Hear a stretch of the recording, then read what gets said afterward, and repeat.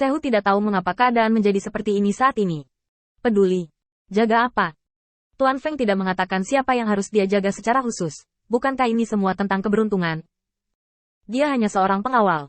Dan dia belum menerima perintah Feng Tianxing. Bahkan jika dia dirawat, tidak ada cara untuk membicarakannya. Selain itu, setan-setan ini lebih saleh daripada satu sama lain. Dan mereka bahkan lebih berhati-hati. Karena takut melakukan kesalahan. Mereka sangat saleh. Justru karena gerakan seperti itulah yang membuat dengungan di benak Sehu dibuat. Bagaimana cara memulai ini? Mungkinkah karena kata-kata mereka, dia dan Feng Tianxing akan mengatakan sesuatu yang tidak boleh dikatakan? Bukankah itu mencari kematian? Memikirkan hal ini, Sehu juga menyingkirkan rasa jijik di hatinya. Menghadapi percakapan mereka, Kuan mengira dia tidak melihatnya. Diam-diam melihat pemandangan di luar, dan menggelengkan kepalanya. Benar saja, kebangkitan Feng Yun dalam sekejap, tidak seperti yang mereka harapkan. Setan-setan ini tiba-tiba begitu menyanjung. Mungkin ada maksud tertentu di baliknya. Jadi saya masih harus berhati-hati. Jika Feng Tianxing salah paham dengannya, dia bahkan tidak akan tahu bagaimana dia meninggal. Saat Sehu diam, iblis berikut hanya bisa menundukkan kepala. Dan menurut aturan yang mereka tetapkan, mereka datang ke halaman ini dan mulai menikmati makanan. Nyatanya, makanan ini bukanlah makanan gourmet, dan bahkan tidak dipegang oleh Feng Tianxing. Makanan di sini sangat biasa. Itu dipinjam oleh Feng Tianxing pagi ini dari Presiden Pasar Gelap. Perjamuan ini bukan acara satu kali. Sebaliknya, dalam harapan Feng Tianxing, perjamuan akan diadakan lebih sering. Dan promosi sutra akan dipromosikan dengan gencar. Selama sutra dibuat menjadi produk kelas atas yang hanya bisa digunakan oleh bangsawan iblis, penjualan sutra bisa dijamin. Bagaimanapun, ini semua adalah master yang tidak kekurangan uang.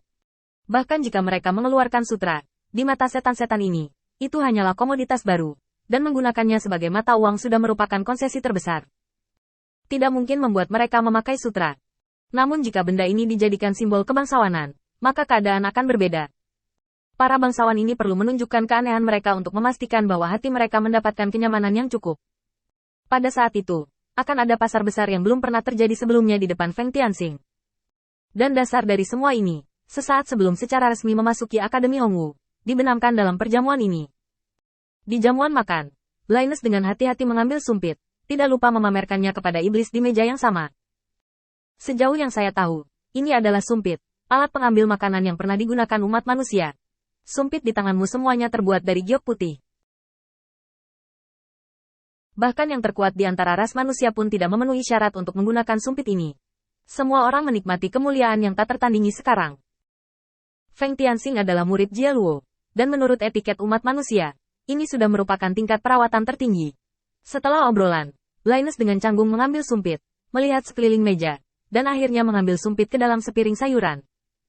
Dia mengambil sayuran dan membawanya ke mulutnya, mencondongkan tubuh sedikit ke depan, menggigit sayuran hijau dalam satu gigitan, meletakkan sumpitnya dengan anggun, dan menyeka mulutnya dengan sapu tangan di sampingnya. Ya, renyah dan menyegarkan.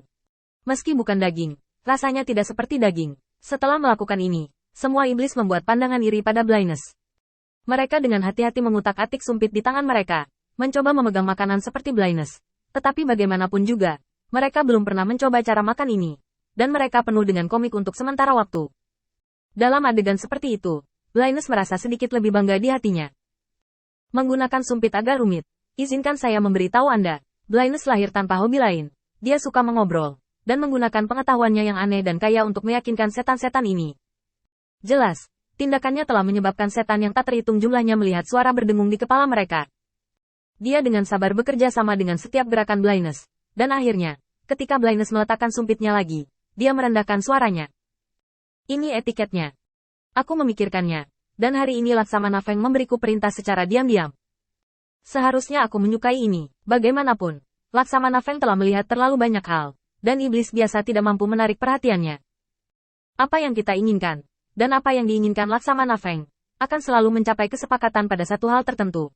Kata-kata Blindness membuat setan-setan ini jatuh ke dalam kontemplasi. Sebagian besar orang yang diundang untuk datang hari ini adalah para iblis yang mengikuti Feng Tianxing ke pertunjukan kemarin. Mereka bekerja sama untuk menganalisis tujuan sebenarnya dari perjalanan Feng Tianxing, dan mereka ingin menarik perhatian Feng Tianxing. Karena itu berarti kesempatan dan masa depan.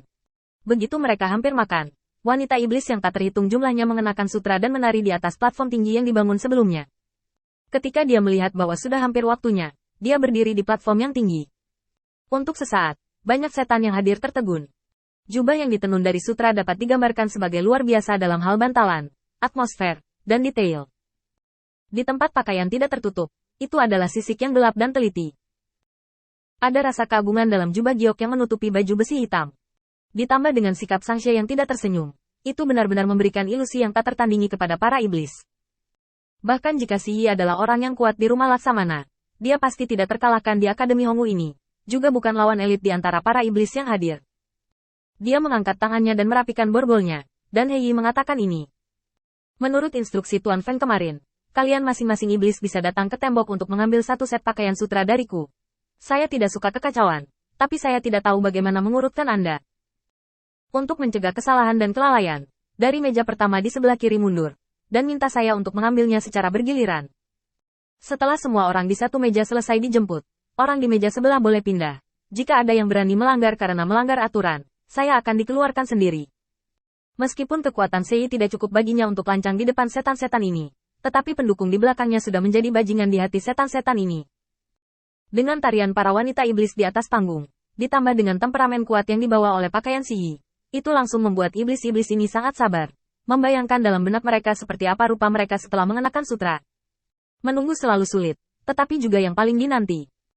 Ketika semua iblis yang hadir menerima pakaian sutra, Si Yi mengumumkan bahwa perjamuan hari ini telah selesai, dan mengumumkan waktu untuk perjamuan berikutnya, yaitu 2 hari kemudian. Selain itu, Hei Yi juga mengisyaratkan bahwa akan ada hadiah serupa di perjamuan berikutnya.